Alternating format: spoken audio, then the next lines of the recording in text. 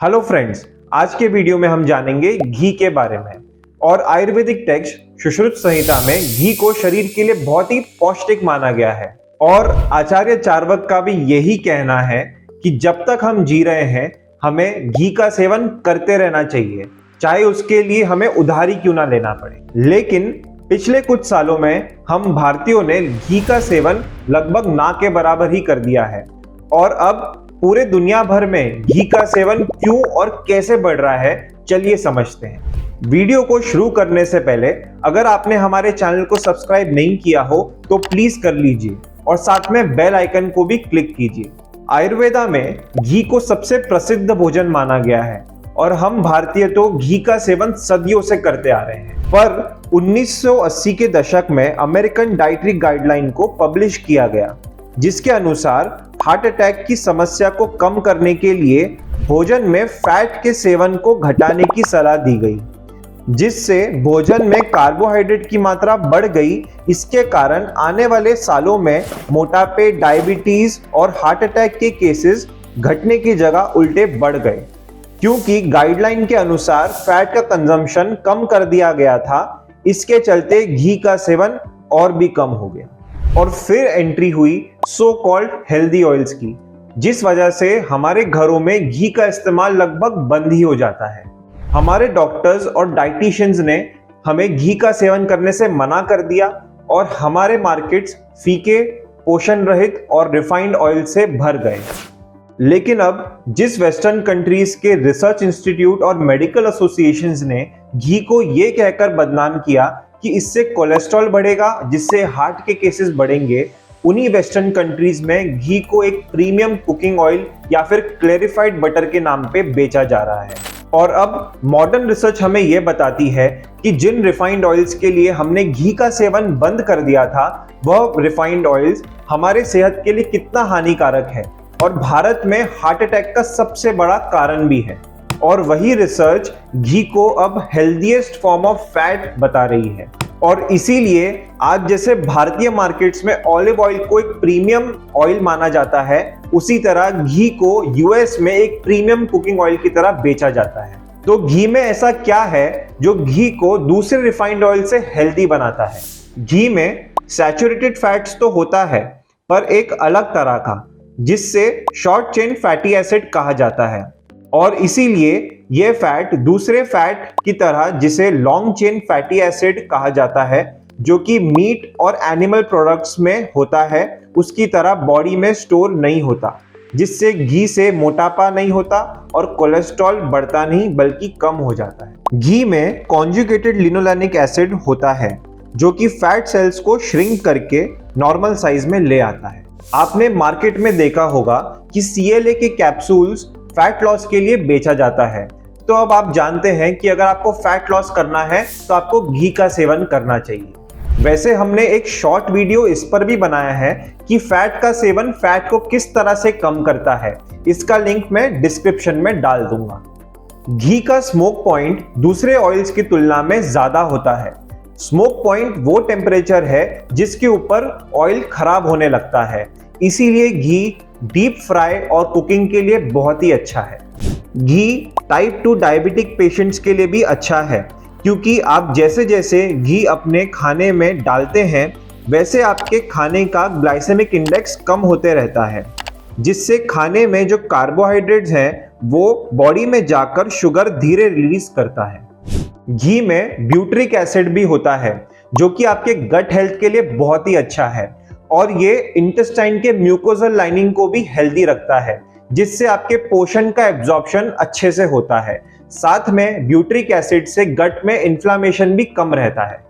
घी में monosaturated omega 3 fatty acid भी होता है, जो कि आपके ब्लड में कोलेस्ट्रॉल की मात्रा को बढ़ाता नहीं घटाता है, इसीलिए ये हार्ट हेल्दी भी है दूसरे ऑयल्स की तुलना में। अब इसके अलावा घी में विटामिन डी और विटामिन K2 की भी मात्रा अच्छी होती है, जिससे टीथ और बोन का हेल्थ इंप्रूव होता है।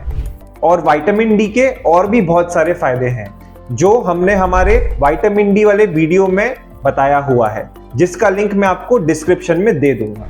घी एक बहुत ही अच्छे मॉइस्चराइजर की तरह भी काम करता है, इसीलिए कोल्ड और ड्राई एनवायरनमेंट में भी घी हमारे स्किन को मॉइस्चराइज रखता है। आयुर्वेद में एक नेजल ड्रॉप थेरेपी का वर्णन किया गया है जिसे न्यासा कहते हैं, जिसमें 2 बूंद देसी गाय के घी को हल्का गर्म करके हमारे नॉस्ट्रिल्स में डालना होता है, जिससे सर्दी और खांसी की समस्या ठीक होती है। पर यह ट्राई करने से पहले आप अपने आयुर्वेदिक डॉक्टर से सलाह कर लें। अब हम इस बारे में बात करेंगे कि घी का सेवन कैसे करना है। वैसे आपने ये देखा होगा कि घी को अक्सर लोग दाल, चावल, सब्जी या रोटी के ऊपर डालकर लेते हैं, पर घी का सेवन करने का सबसे अच्छा तरीका है घी को खाने से पहले किसी भी चीज में बिना मिक्स किए 1 से 2 चम्मच लें। इससे आपका आहार नली साफ हो जाता है। घी आहार नली और पेट में चिकनाई देने का काम करता है, जिस वजह से खाना बहुत ही जल्दी डाइजेस्ट हो जाता है। अब इसके अलावा आप रोटी, सब्जी, चावल या दाल में ऊपर से 1 या 2 चम्मच घी डालकर भी सेवन कर सकते हैं। और ये तो आपको पता ही होगा कि हमारे देश में हम हमारे खाने में बहुत सारे मसालों का उपयोग करते हैं, जिस वजह से खाने को पचाने में थोड़ी परेशानी हो सकती है। इसीलिए भी घी का सेवन करना अनिवार्य हो जाता है। अब घी हमारे सेहत के लिए अच्छा तो है, पर इसका मतलब ये नहीं कि आप जितना चाहे उतना घी आप ले सकते हैं। घी एक अच्छी चीज है, लेकिन कोई भी अच्छी चीज अगर एक लिमिट के ऊपर चली जाए तो आपको फायदे से ज्यादा नुकसान देगी। इसीलिए पूरे दिन भर में आपको घी का सेवन 3 से 6 चम्मच करना है। अब हम इस पे चर्चा करेंगे कि हमें कौन से ब्रांड का घी लेना है। आजकल मार्केट में बहुत सारे घी के ब्रांड्स उपलब्ध हैं और ये सारे ब्रांड्स अडल्ट्रेशन के लिए भी एक NABL एक्रेडिटेड लैब में टेस्ट हुए हैं और ये सारे ब्रांड्स ने अडल्ट्रेशन टेस्ट पास भी किया है। पर प्रॉब्लम ये है कि ये सारे ब्रांड्स A1 गाय के दूध से बने हैं, जिसके अपने ही नुकसान हैं। इसीलिए हमें A2 गाय से मिलने वाले दूध से बने घी का सेवन करना चाहिए, और वो भी पारंपरिक बिलोना मेथड से बने हुए घी का सेवन हो तो इससे अच्छा कुछ नहीं। अब अगर आप A2 घी गूगल पर सर्च करें तो आपको बहुत सारे A2 घी के ब्रांड मिल जाते हैं, पर अगर आप मेरी माने तो आप मार्केट से घी तब खरीदें जब आपके पास होममेड घी बनाने का समय ना हो। सबसे अच्छा तो यही होगा कि आप अपने घर पे ही घी बनाएं, जिससे आपके पैसे भी बचेंगे और ये घी शुद्ध होगा। पर एक बात का ध्यान जरूर रखिएगा, घी A2 गाय के दूध से ही बनाएं। वैसे आयुर्वेद के अनुसार शुद्ध देसी गाय के दूध से बना हुआ घी का कोई एक्सपायरी डेट नहीं होता। इनफैक्ट घी जितना पुराना हो जाए उतना अच्छा हो जाता है। विश्वास नहीं तो देखिए ये वाला video. Right now in Kerala, people are claiming, and we don't know how much of it is true, but I know some of it is true. People have preserved ghee in the earth. They buried it in the earth and kept it for over 100 years. And it seems this ghee has tremendous healing Absolutely. possibilities. That is called Shata. Shata means 100 years. Shata Varsha, Shata Samvatsaram Ghritam means the ghee is buried in a clay pot into the soil 100 years. Because when ghee is staying in the soil for 100 years, that much long time, some molecular changes happen within the ghee. And that ghee is rich in ojas. It is rich in tejas, and it is rich in prana. Because ultimately the pure essence of vata dosha is prana.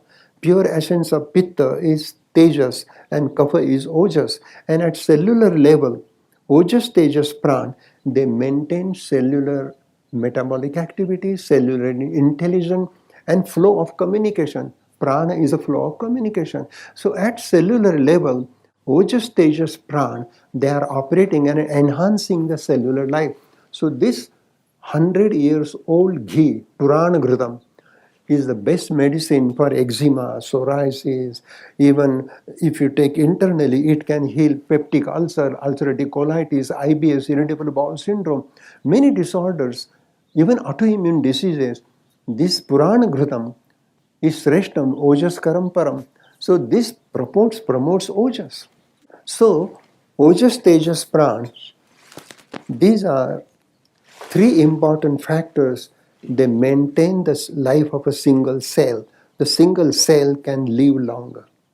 तो इस video में आपने ये समझा होगा कि 100 साल पुराने घी के कितने फायदे होते हैं। थैंक यू फ्रेंड्स, वीडियो को एंड तक देखने के लिए। अगर आपने चैनल अभी तक सब्सक्राइब नहीं किया तो इसे सब्सक्राइब कर लीजिए, और वीडियो पसंद आया तो वीडियो को अपने व्हाट्सएप ग्रुप्स पर भी शेयर कर लीजिए, ताकि हमारा भारतीय कल्चर और भी ज्यादा प्रमोट हो और इसका फायदा सबको मिले। Thank you. मैं विशाल अग्रवाल, मिलते हैं अगले वीडियो में।